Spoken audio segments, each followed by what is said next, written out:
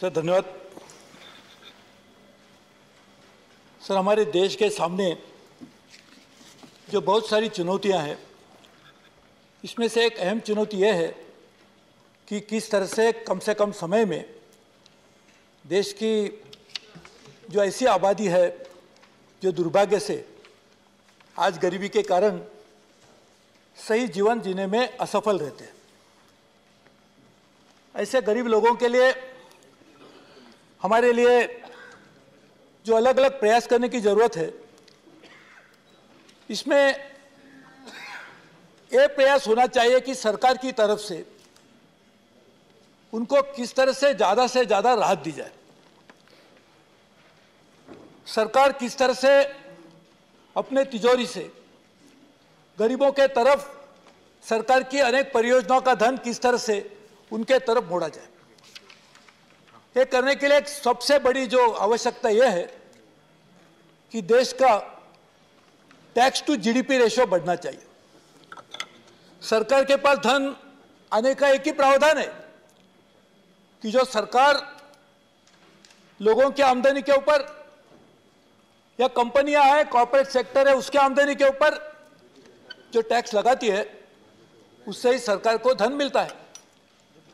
हमने देखा है दुर्भाग्य से कि हमारी अर्थव्यवस्था में एक बहुत बड़ी कमी काफी समय से रही है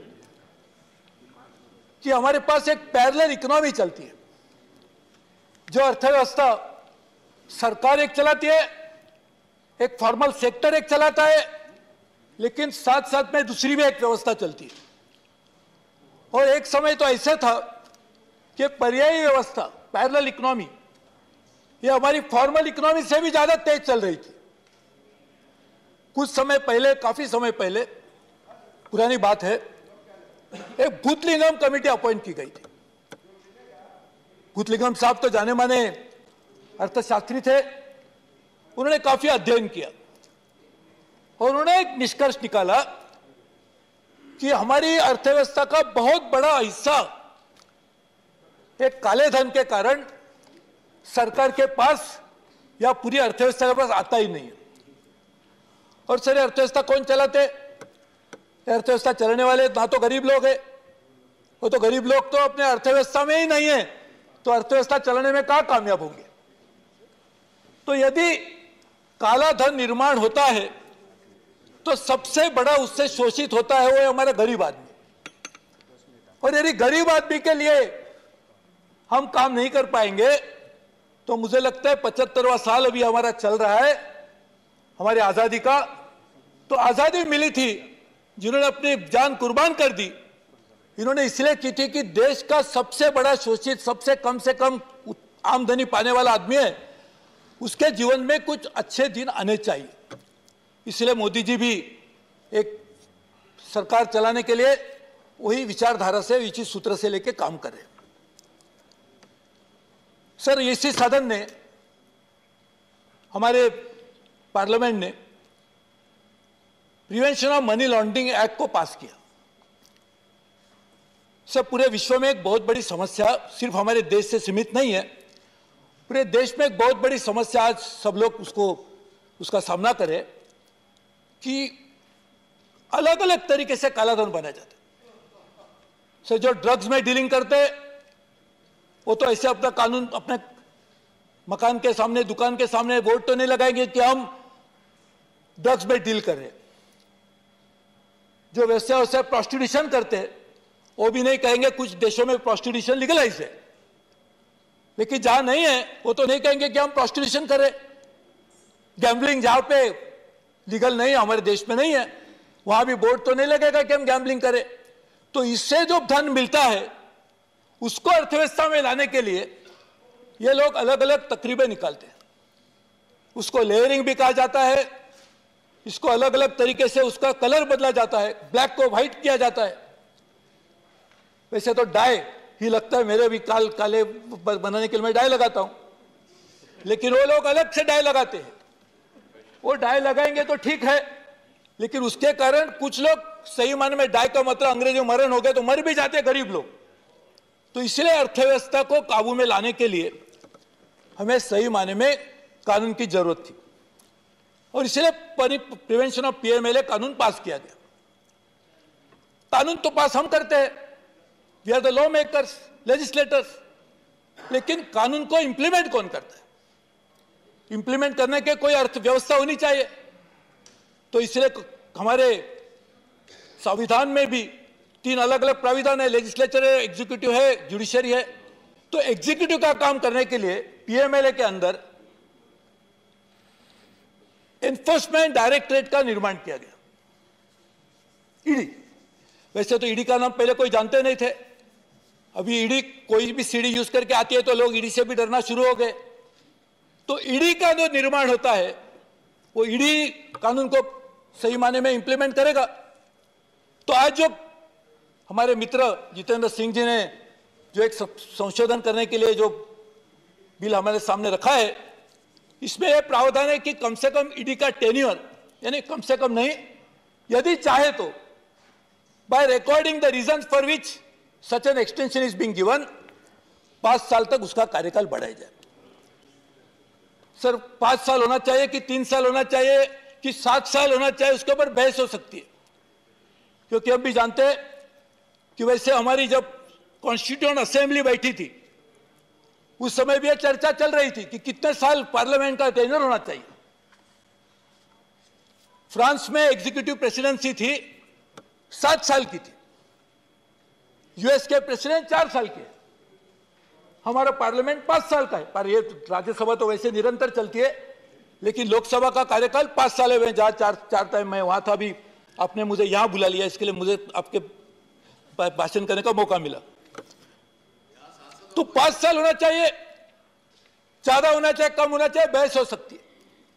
लेकिन ये जरूर ये बात आवश्यक है कि ऐसा कार्यकाल हो जो अपनी जिम्मेदारी निभाने के लिए पर्याप्त हो। सर अभी मैं बात कर रहा था कि जो काले धन है, वो धन वैसे तो सीधा कोई आके बताएगा कि नहीं मैं आपको पैसे में काला धन है, ऐसा तो कोई बताएगा नहीं। नोट तो वैसे होती है, यदि नकली नोट होगी तो असली बात है, लेकिन सर नोट तो वैसे ही चलेगी। तो ये पूरे विश्व में ये पूरा एक नेटवर्क है जिससे काले धन को परिवर्तित करने का काम चलता है। और इसलिए जो भी आदमी ये काम करेगा उसको उसके बारे में ज्ञान होना चाहिए, और सिर्फ ज्ञान से काम नहीं होगा। कभी कभी प्रकाश जावड़ेकर जी मेरे बगल में बैठे, मैं उनसे जानता हूं, तो कभी उनको फोन भी करूंगा तो मुझे इसलिए बताएंगे कि वो सिर्फ एक लेजिस्लेटिव स्किल नहीं, क्योंकि मेरे मित्र भी है। तो कांटेक्ट भी बहुत इंपॉर्टेंट होते हैं, और कांटेक्ट एस्टेब्लिश करने के लिए समय मिलना चाहिए। साथ साथ में ये इश्यूज इतने कॉम्प्लेक्स है कि विश्व में भी इसके बारे में चर्चा चल रही है। अभी मंत्री जी बता रहे थे फाइनेंशियल एक्शन टास्क फोर्स, ये बहुत बड़ा विश्व में काम करने वाला एक इंटर गवर्नमेंटल बॉडी है।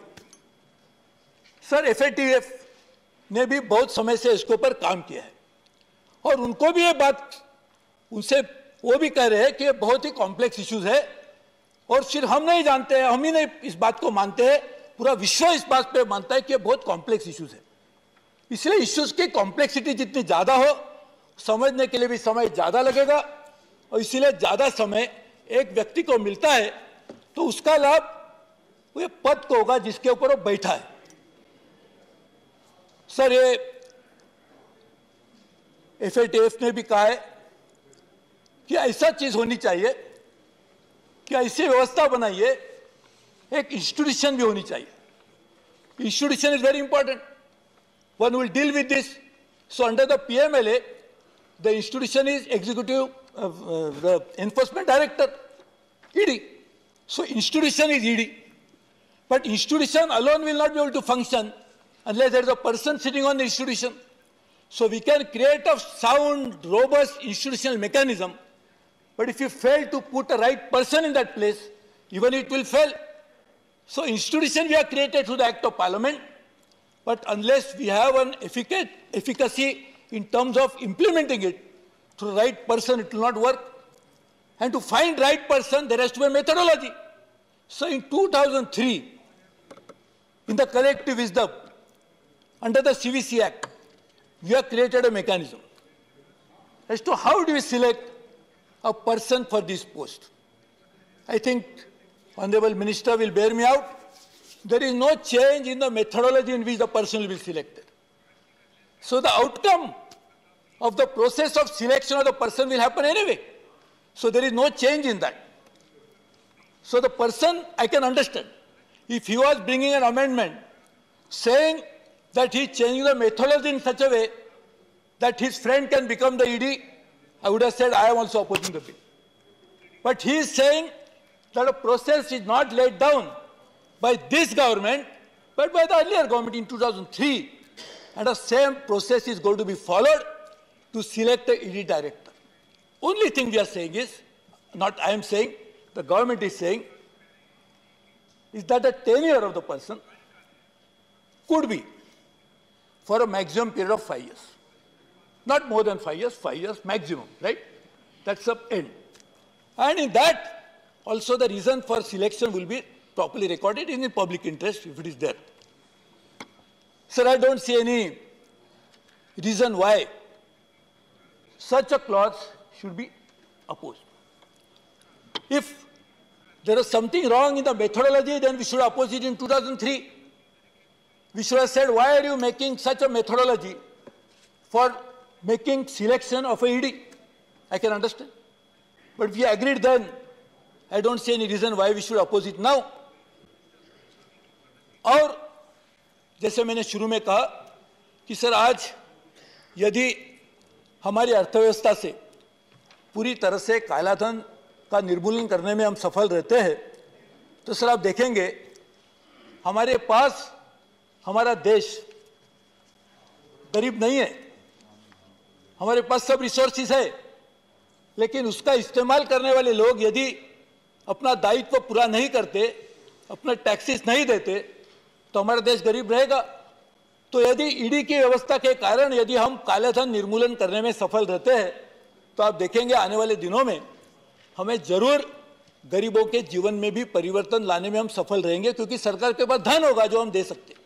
सर आज 85 करोड़ लोगों को कुछ समय से मोदी जी ने गरीब लोगों को मुफ्त अन्नदान देने का एक कार्यक्रम चला रखा है, क्योंकि जब कोविड आया हमारा पार्लियामेंट भी नहीं चल पाया, उस समय से चल रहा है। यदि हमारे पास पैसे ही नहीं होते तो हम कहाँ से उनको दे पाते? और पैसे आने की क्षमता कैसे बनती है? जब हमारा टैक्स टू जीडीपी रेशियो बढ़ेगा। यदि जीडीपी सिर्फ बढ़ने से काम नहीं होगा, जीडीपी बढ़ेगा और सरकार के पास कोई पैसा ही नहीं रहेगा, तो ये लोगों को जो 85 करोड़ लोग हैं उनको हम किस तरह से राहत दे पाएंगे? और इसीलिए यह आवश्यक है कि हम हमारी अर्थव्यवस्था में मूलगामी परिवर्तन लाए।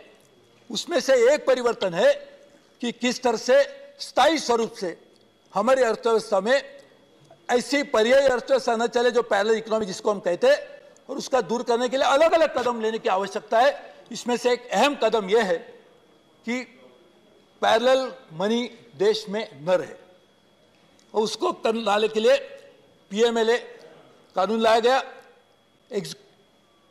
एनफोर्समेंट डायरेक्टरेट का निर्माण किया गया, और एनफोर्समेंट डायरेक्टर का निर्माण तो हम करेंगे, इंस्टीट्यूशन होगी, लेकिन आदमी नहीं बैठेगा तो कैसे होगा? इसलिए हम ये भी काम करें।